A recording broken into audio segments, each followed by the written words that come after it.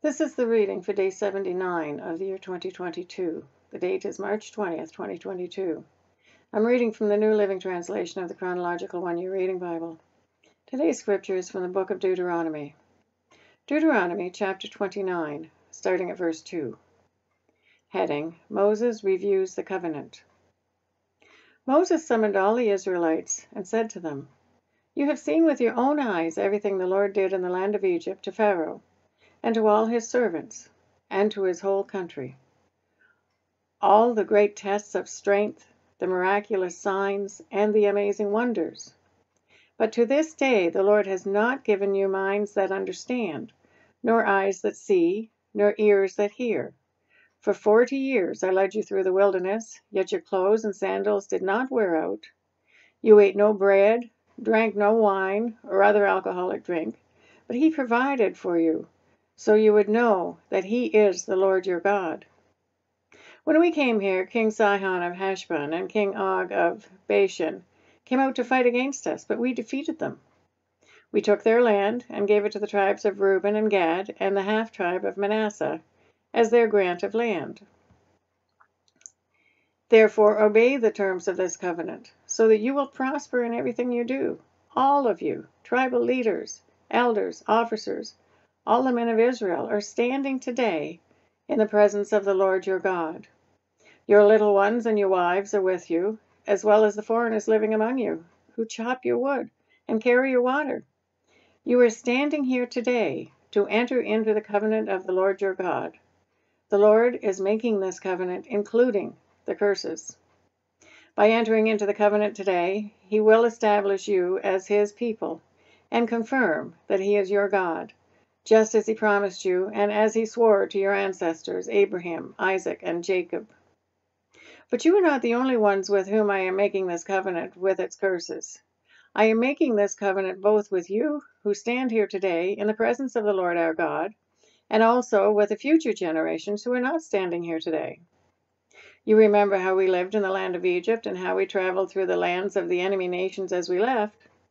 You have seen their detestable practices and their idols made of wood, stone, silver, and gold. I am making this covenant with you so that no one among you, no man, woman, clan, or tribe, will turn away from the Lord our God to worship these gods of other nations, and so that no root among you bears bitter and poisonous fruit. Those who hear the warnings of this curse should not congratulate themselves, thinking, "I am safe, even though I am following the desires of my own stubborn heart." This would lead to utter ruin. The Lord will never pardon such people. Instead, his anger and jealousy will burn against them. All the curses written in this book will come down on them, and the Lord will erase their names from under heaven. The Lord will separate them from all the tribes of Israel, to pour out on them all the curses of the covenant recorded in this book of instruction. Then the generations to come, both your own descendants and the foreigners who come from distant lands, will see the devastation of the land and the diseases the Lord inflicts on it. They will exclaim, "The whole land is devastated by sulfur and salt. It is a wasteland, with nothing planted and nothing growing, not even a blade of grass. It is like the cities of Sodom and Gomorrah, Admah and Zeboim, which the Lord destroyed in his intense anger." And all the surrounding nations will ask, "Why has the Lord done this to this land? Why was he so angry?" And the answer will be, "This happened because the people of the land abandoned the covenant that the Lord, the God of their ancestors, made with them when he brought them out of the land of Egypt. Instead, they turned away to serve and worship gods they had not known before, gods that were not from the Lord. That is why the Lord's anger has burned against this land, bringing down on it every curse recorded in this book. In great anger and fury, the Lord uprooted his people from their land and banished them to another land, where they still live today. The Lord our God has secrets known to no one. We are not accountable for them, but we and our children are accountable forever for all that he has revealed to us, so that we may obey all the terms of these instructions. Deuteronomy chapter 30, starting at verse 1. Heading: A call to return to the Lord. In the future, when you experience all these blessings and curses, I have listed for you, and when you are living among the nations to which the Lord your God has exiled you, take to heart all these instructions. If at that time you and your children return to the Lord your God, and if you obey with all your heart and all your soul all the commands I have given you today, then the Lord your God will restore your fortunes. He will have mercy on you and gather you back from all the nations where he has scattered you. Even though you are banished to the ends of the earth, the Lord your God will gather you from there and bring you back again. The Lord your God will return you to the land that belongs to your ancestors, and you will possess that land again. Then he will make you even more prosperous and numerous than your ancestors. The Lord your God will change your heart and the hearts of all your descendants, so that you will love him with all your heart and soul, and so you may live. The Lord your God will inflict all these curses on your enemies and on those who hate and persecute you. Then you will again obey the Lord and keep all his commands that I am giving you today. The Lord your God will then make you successful in everything you do. He will give you many children and numerous livestock, and he will cause your fields to produce abundant harvests. For the Lord will again delight in being good to you, as he was to your ancestors. And the Lord your God will delight in you if you obey his voice and keep the commands and decrees written in this book of instructions. And if you turn to the Lord your God with all your heart and soul. Heading: The choice of life or death. This command I am giving you today is not too difficult for you, and it is not beyond your reach. It is not kept in heaven, so distant that you must ask, who will go up to heaven to bring it down, so we can hear it and obey? It is not kept beyond the sea, so far away that you must ask, who will cross the sea to bring it to us, so we can hear it and obey? No, the message is very close at hand. It is on your lips and in your heart, so that you can obey it. Now listen. Today I'm giving you a choice between life and death, between prosperity and disaster. For I command you this day to love the Lord your God and keep his commands, decrees, and regulations by walking in his way. If you do this, you will live and multiply, and the Lord your God will bless you and the land you are about to enter and occupy. But if your heart turns away and you refuse to listen, and if you are drawn away to serve and worship other gods, then I warn you now that you will certainly be destroyed. You will not live a long, good life in the land you are crossing the Jordan to occupy. Today, I have given you the choice between life and death, between blessings and curses. Now I call on heaven and earth to witness the choice you make. Oh, that you would choose life, so that you and your descendants might live. You can make this choice by loving the Lord your God, obeying him, and committing yourself firmly to him. This is the key to your life. And if you love and obey the Lord, you will live long in the land the Lord swore to give your ancestors, Abraham, Isaac, and Jacob. Deuteronomy chapter 31, starting at verse 1. Heading: Joshua becomes Israel's leader.